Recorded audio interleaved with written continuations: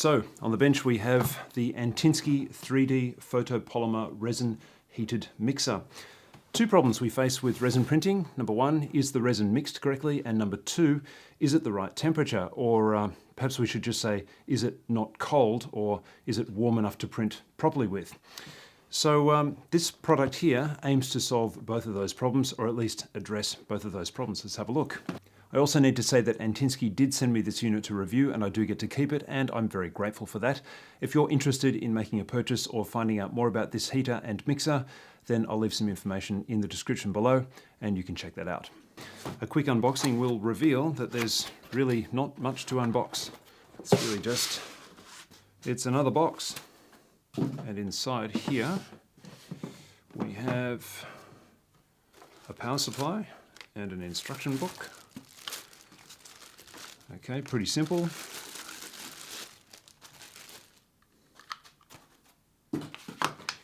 Instructions, also quite simple. There you go. Now this one has a US style power plug, but they do come with others. So a simple travel adapter solves that problem. So let's plug this in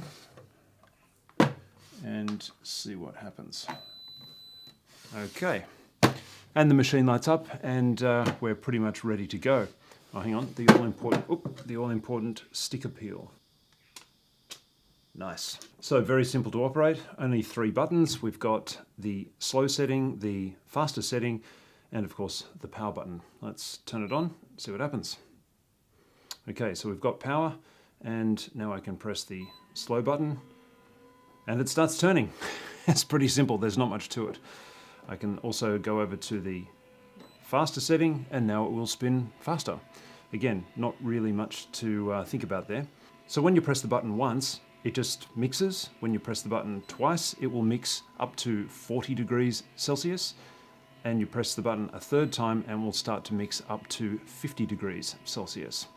Let's have a look inside. It's really quite simple. It's just a few rollers and a couple of metal plates, and they're the ones that are going to be creating all the heat, I would imagine, particularly given there's a heat symbol here. So it's pretty simple. These rollers here are the ones that are driving the mixing process. These ones here are not connected to the motor in any way. And then what you do is you grab some resin, like this resin bottle here. We'll start with an Antinsky bottle, place it in, and it starts mixing.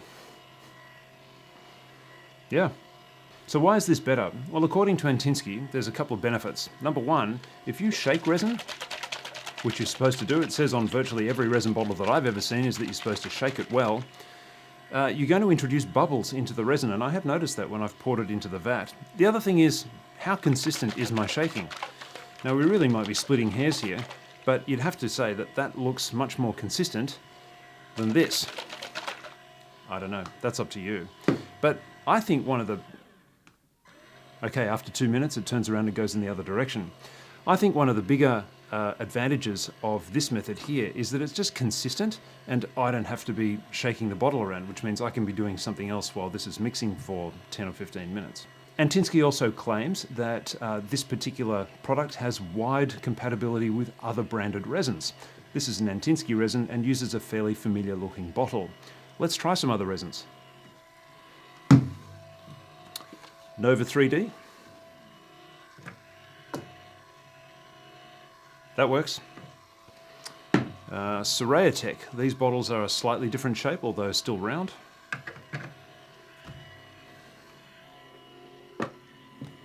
Yep, that works. I don't know how to pronounce this name properly, so I really apologize if I get this wrong. Is it Jang He? I'm really sorry about that. If someone knows how to pronounce it, please send me a message and let me know. Let's try that one, but it's a fairly familiar looking bottle. No problem, that fits just fine. Anycubic, of course. I'm expecting that one to work because it looks very similar to the other bottles. Elegoo. Here we go. Looks the same as the other bottles, you would expect it to work. What about Esun? A smaller bottle, aluminium. Let's try that.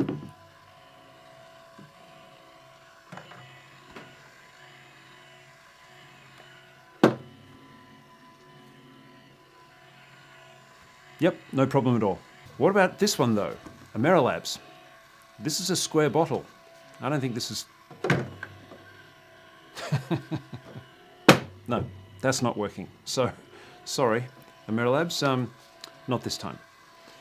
But there you go, wide compatibility with a range of different resins. Yeah, that's true. Now the question is, does this actually heat?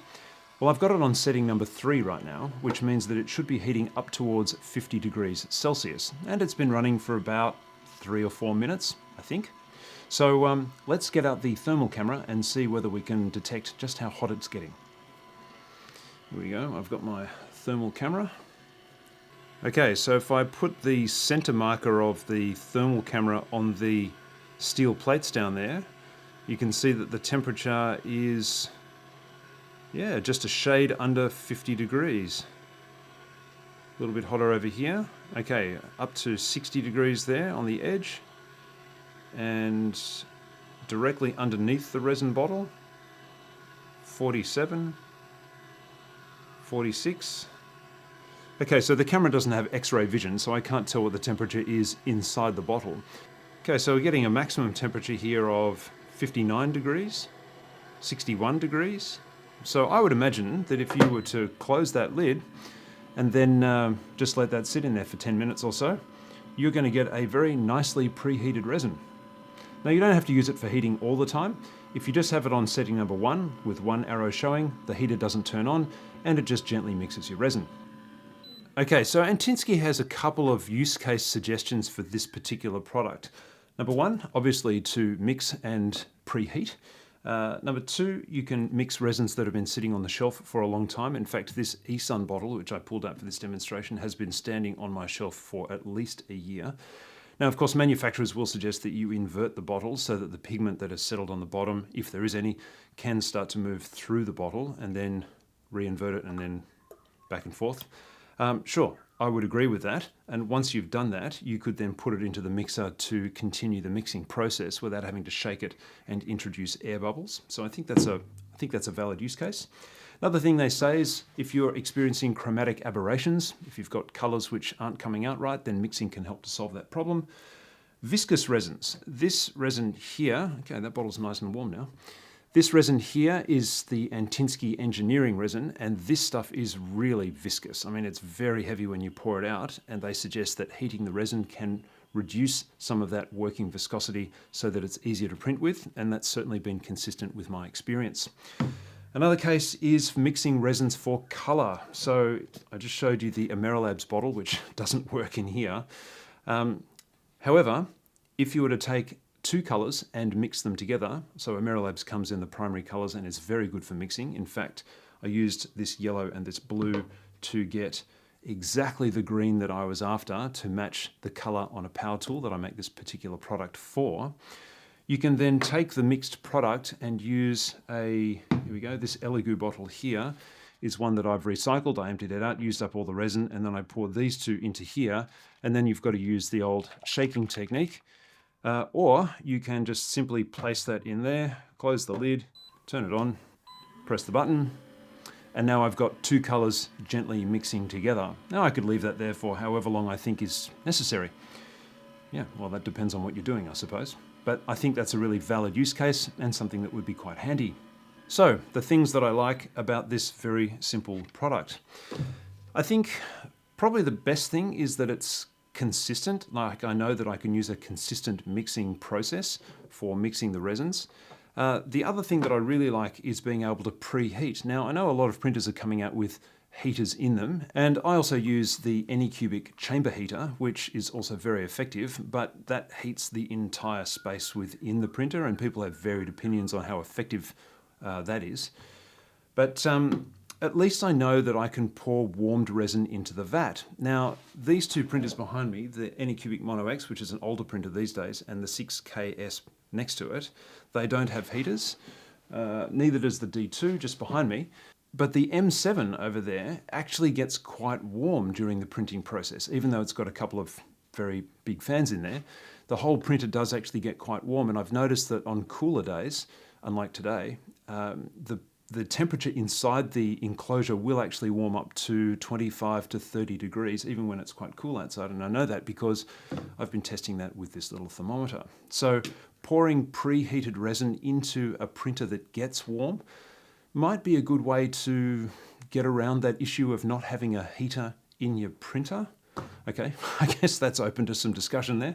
So let me know what you think about that in the comments. Now, the other thing about this is that it replaces the method that I've previously been using, which is to take a food container like this, fill it with hot water, and then place the resin bottle inside this container. Now, the problem with that, of course, is that as the water is cooling and the resin is supposedly warming, I can't control how much this is cooling and how much this is warming, so it really is guesswork.